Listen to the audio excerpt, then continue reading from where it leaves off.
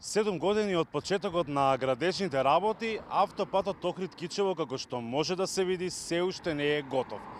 Кредитот од кинеската Ексим банка, наместо првично договореното од 561 милион долари, достигна вредност од над 772 милиони или околу 600 милиони евра.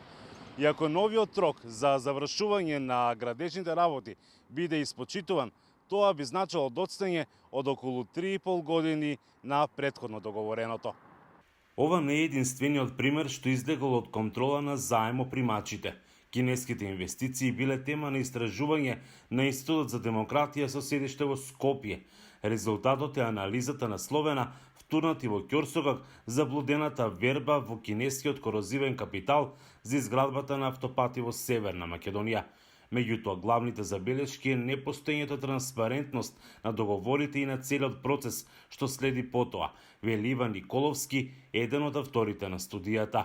Кај Кина е многу лесно. Имате директно договарање, честопати се работи за нетранспарентни процедури кои што не подлежат на европските стандарди за јавно надавање, што впрочем резултираше во многу коруптивни скандали, во зголемување на јавниот долг на земјите бенефициенти, прашања поврзани со животната средина. Згора на тоа, тие кредити воопшто не се поволни, вели тој. И ако се додадат тука и очекуваните исплати на камати во следните 15 години, во износ од околу 155 милиони американски долари, вкупната цена на автопатиштата ќе достигне повеќе од 1 милиарда и 200 милиони американски долари, што е навистина голем пораст. А ако пресметаме од вкупните буџетски приходи со надополнетиот буџет од мај 2020, вкупната вредност на градежните работи во проценти од бруто домашен производ и буџетски приходи изнесува 31,5%. Но не е само економското влијание тоа што загрижува. Ова е Марко Трошановски, извршен директор на Институтот за демократија. Преку тие заеми и дополнително и плюс купувањето на стратешки сектори во делот на енергетиката, во делот на транспортот и така натаму, Кина се разбира покрај економски бенефит, остварува и потенцијал за политичко влијание, со тоа што располагајќи со транспортните и енергетските јазли во системот на Европската унија и Западен Балкан, таа се здобива и со преговарачка политичка позиција, многу помоќна од таа што досега ја имала. Ова истражување експлицитно вели дека иако владата тврди дека членството во иницијативата 17+7 и соработката со Кина оди рака под рака со евроатлантските аспирации на Северна Македонија, Европската унија поинаку гледа на ова.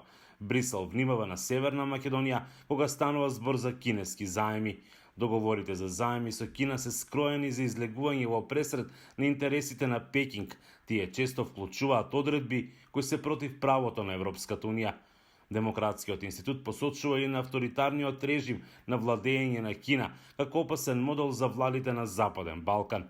Не е јасно колку сериозно се сваќаат овие предупредувања, зашто фактите зборуваат за постојано зголемување на кинеските инвестиции во државата. Ако во 2010 износот, кумулативниот износ на странски директни инвестиции од страна на Кина бил околу 1 милион американски долари, во 2019, што е последен достапен податок од страна на Народната банка, износот на странски директни инвестиции достигнува 174 милиони американски долари, што значи дека станува збор за големо зголемување. Слично истражување во авторството на Институтот за безбедносни истражувања на Европската Унија сугерира дека кинеските инвестиции во инфраструктурата во Западен Балкан ја потикнуваат јонака раширената корупција во регионот. Знак дека пораката можеби почнува да резонира во регионот е што на последниот самит на иницијативата 17+1 6 држави решиле да бидат представени само на министерско ниво. За Гласот на Америка од Охрид, Мики Трајковски.